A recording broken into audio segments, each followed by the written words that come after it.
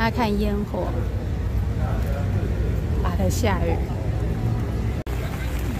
大稻埕下雨的6点半，还硬要等8点的烟火，下大雨哎！啊，都来了，你讲对不对？而且雨本来快没了，又突然越下越大，真的是很好笑。我跟小小在等，那个大稻埕烟火，自己都觉得好笑。彩虹哎、雨过天晴，快要放晴了，现在还剩1个多小时，终于没下雨了，小小，终于没下雨了，哟吼！等一下会在那里放。哦，我不喜欢这个位置。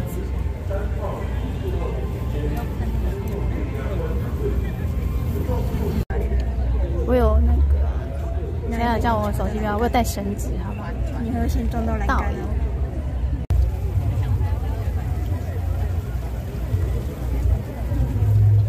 到对，好了。